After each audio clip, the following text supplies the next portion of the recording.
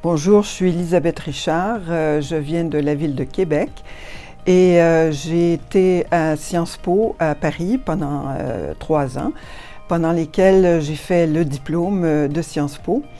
Et par la suite, je suis rentrée au pays pour devenir journaliste et finalement intégrer la fonction publique canadienne ici à Ottawa.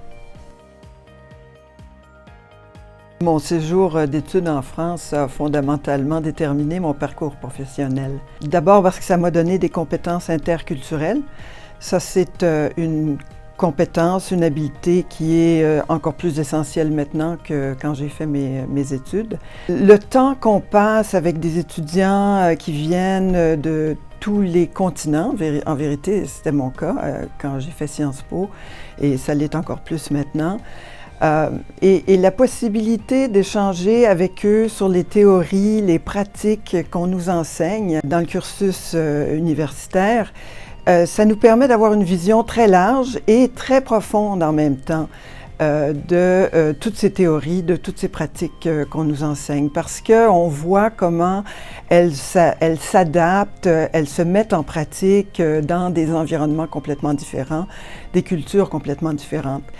Et plus j'avançais dans ma carrière par la suite, plus j'ai réalisé à quel point ces compétences culturelles étaient devenues importantes. Et c'est pas seulement dans l'administration publique ou évidemment dans la diplomatie, mais c'est aussi dans les organismes communautaires, dans toutes les facettes de la société qui maintenant ont besoin de ces compétences interculturelles pour assurer un leadership inclusif.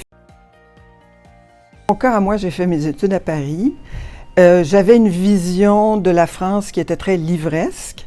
Donc, ça m'a permis de la comprendre vraiment, de l'intégrer. La personne qui est revenue au Canada après n'était plus la même. J'avais vraiment intégré cette culture-là et c'est beaucoup plus que simplement y aller pour une semaine ou deux en touriste, évidemment.